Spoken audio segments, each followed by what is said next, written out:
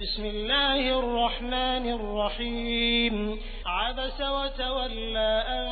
جاءه الأعمى وما يدريك لعله يزكى أو يذكر فتنفعه الذكرى أما من استغنى فأنت له تصدى وما عليك ألا يزكى وأما من جاءك يسعى وهو يخشى فأنت عنه تلهى كلا إنها تذكرة فمن شاء ذكره في صحف مكرمة مرفوعة مطهرة بأيدي سفرة كرام بررة قتل الإنسان ما أكفره من أي شيء خلق kadi en mbaajo ndiriiɗo e nder ngurdam meɗen ɗum fof wona ko waɗano programme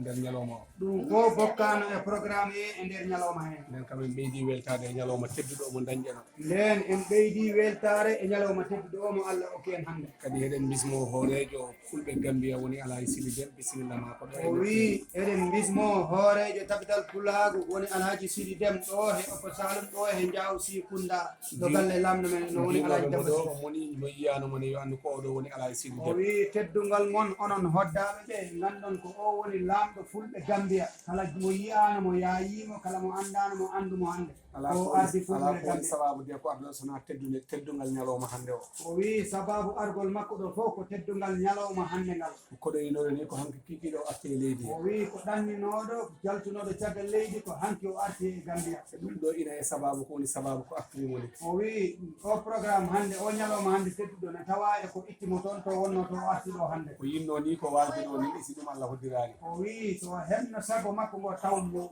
felliti mo yiɗno pour walde ɗo kono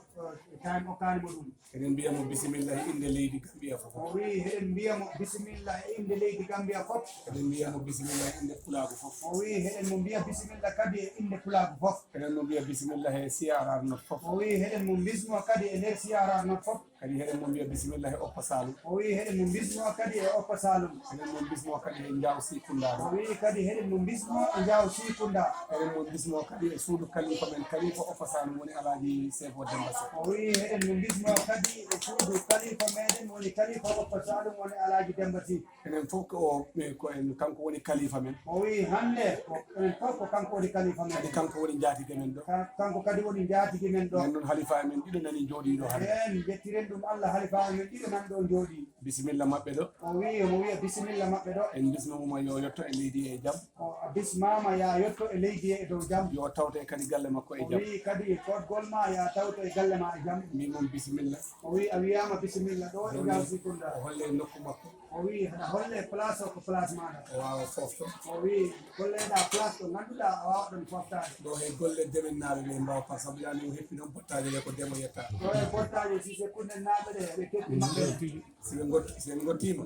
o wi sen gottima hankadi kucciten e programme o wi on tuma nattanen programme o bisimilla makko ɗo o wi bisimilla ma ɗo eɗen mo bismo kadi e dow inde o wi haɗa bisme kadi e dow inde Upper Saloum tabital pulago Upper Saloum tabital pulago wonande gardiɓe ɗum ɓe wonande ardiɓe ɓe ɗum hoorejo o woni Alhaji Djibi Gassama hoorejo woni Djibi Gassama ɗo goy jahanta on woni gardiɗo Upper Saloum tabital o pulago woni gardiɗo tabital pulago ngal Upper Saloum kanko heeɓe exécutif makko fof kanko e kala sukkuɗo he dow makko e nder Upper Saloum tenti masala encare oɗo ko hen tigi jeeyla darno wi min oɗo ko hen tawami kadi en bismorima Alhaji Sidi o wi en bismorima kadi Alhaji Sidi e wondude e garɓe o nelno gardima ɗo bila hanki e wondude heɓe ganduɗa mo ardinnoɓe ɓe gonno e less makko gila hanki ɓe woni Mouhamadou Lamine Diallo woni Mouhamadou Lamine Diallo woni o jooɗiɗo ɗo kanko woni organisa national o woni organisa national tabital pulago ngal Gambia e Abdoullahi Mbaalo kañum Abdoullahi Mbaalo ko ɓiɗɗo meɗen oyi ko ɓiɗɗo men sabu ko ɓiɗɗo koto men Khalifa ɓiɗɗo koto men Khalifa jiɗɗo leñol ngol jiɗɗo leñol ngol jiɗɗo tagore nde jiɗɗo tagore nde o wiyete ko Alhaji Samba Mbaalo o wiyete ko Alhaji Samba Mbaalo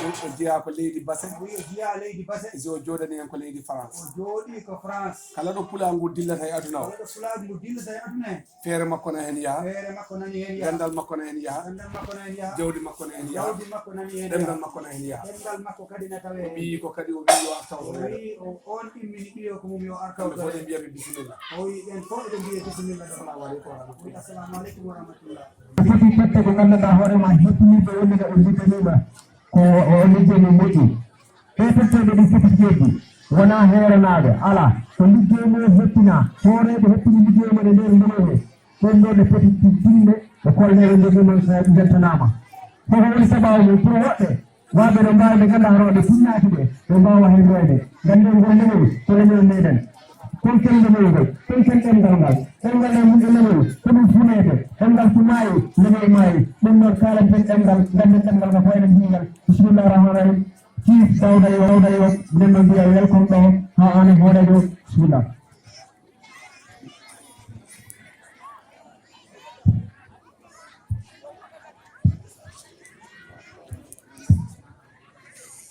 alhamdulillah rabbil alamin on ji ƴettanamo ganduɗa ko wonama woni chef terba ƴettanamo sabituken makomo inchallah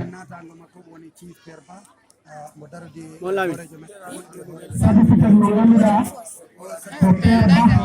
meɗetemo be to heɗimo min naatago mako woni ustas dawda yo heɓɓantoma sabituken makomo inchallah pamiren noon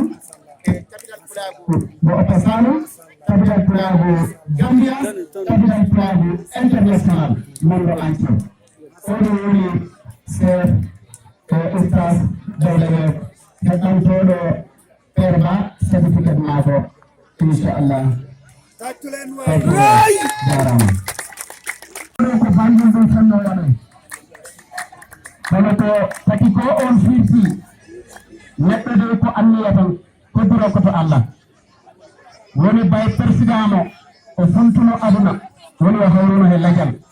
wiya fina tawamo mon iset continen